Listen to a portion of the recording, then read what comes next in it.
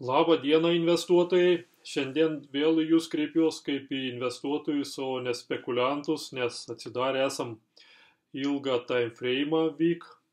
Ir kaip pasakyti, su tokiais time frame'ais, spekuliantai, traderiai nedirba. Tai va šiandien būsim, kaip pasakyti, investuotojais. Paskutinį sykį, žiūrėjom šitą bitkoino grafiką, tai buvo jau labai senai, daugiau kaip prieš pusmetį, kur šita rodiklė yra. Tai čia buvo kovo mėnesį. Ir, aišku, nieks jau nebepamenat, jau buvo senai, kad šita mano taisyklė yra paprasti, kur matom violetinę liniją, tai yra paprastas vidurkis 21 paprastas vidurkis, tai yra savaitinis 21. Ta prasme, o taisyklė tokia yra paprasta, jeigu kaina kirto šitą vidurkį iš apačios į viršų 20%, tada perkam. O jeigu kaina, kaip pasakyti, kerta iš viršaus į apačią 20%, tada parduodam. Ir kaip tada šnekėjom, kad šitas vienas buvo pirkimas, buvo, kai aš esu užbrėžęs tokias raudonas linijas, tai buvo čia kažkur. Ir po to, matot, kaina kirto ir po to kirtimo, buvo toks, kaip pasakyti, įspūdingas kilimas. Ir čia buvo, kaip pasakyti, kirtimas iš viršaus, tai čia turėjom parduoti. Ir vėl čia pirkti, tai šitoj vietoj turėjo būti minusas. Bet, kaip minėjau, čia vėl atidarom šorto arba parduodam. Ir, kaip pasakyti, šitą minusą tai tikrai kompensuoja ir tas įspūdingas kilimas, ir tas įspūdingas kritimas. Ir sekantis pirkimas turėjo būti vėl kirtus violetinę liniją, arba vidurkį 21 paprasta. Ir kol kas, matot, vis laikom.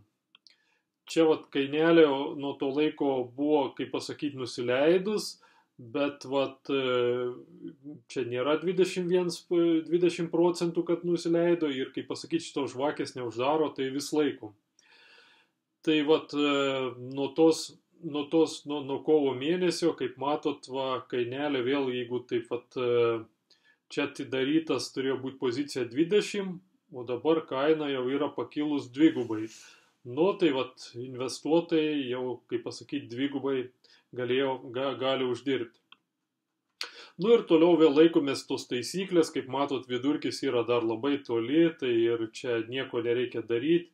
Tai praktiškai galima vėl susitikti po gero pusmečio, pasižiūrėti, kas bus, arba jeigu kas esat investavę, tai vienu žodžiu stebėti šitą vidurkį.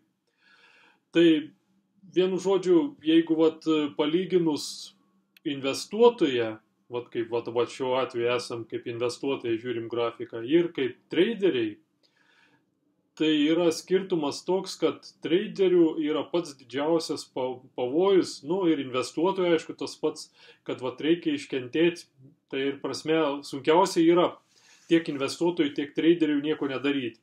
Šiuo metu, jeigu imkim, taip mes atsidarėm poziciją, kai buvo 20, truputį ir iš 20, dabar jau yra kaina išaugus daugiau negu 100%, tai vėl turėtų pradėti nežėti nagai, kad reikia poziciją uždaryti. Tai ta prasme, norisi, kaip pasakyti, kažką daryti ir ypač čia gali kaip ir pabusti ir gobšumo jausmas, jau tiek uždirbom, vienu žodžiu nebelaukiam, čia jokių vidurkių, uždarom, pasimam pinigus, nes neaišku, kas bus. Ir, kaip pasakyti, tas visada kirba. Tik tai tiek, kad investuotojų yra truputį lengviau, jeigu ten pastebėjot, kaip pasakyti, aš gal žadėjau ten anksčiau truputį, vėl kaip investuotojas jums kažką tą papasakoti, bet visai pamiršau ir aš laikas nuo laiko, aišku, atsidarau, pasižiūriu, bet pamiršau ir atsidariau, kaip mato, daugiau kaip po pusmečio. Ir per tą visą pusmetį nieko tokio neįvyko, kad reikėjo kažką daryti. Daugiau negu pusmečio tai yra. Ir investuotojas šiuo atveju yra pranašesnis. Kai tu esi traderis, dirbi su tokiais mažais time frame'ais, imkim ten, apie, kaip pasakyti, žemiau nei valandos, aš jau net bekalbu, tai pastoviai vyksta kova tarp gobšumo ir baimės vyksta, ir noro kažką tai padaryti.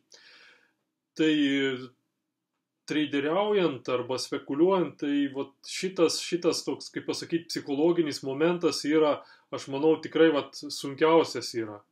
Nes sunkiausia yra tai, kad nieko nedaryti. Tu iš tikrųjų sugalvoji savo taisyklės ir kaip treideriui būna labai dažnai, vat, jis sugalvoja geras taisyklės, paprastas taisyklės, įvertino, išanalizavo, vat, instrumentą, su kuriuo dirbs, grafikus išanalizavo ir turi taisyklės. Bet dažniausiai viskas griūva, todėl kad nesilaikom yra pačio sugalvoto žmogaus taisyklių. Ir tada, kaip pasakyti, ir didžiausi būna praradimai. Tai va, ir todėl noriu pasakyti, kad investuotojui truputį geriau, kad jis gali pamiršti visą tai.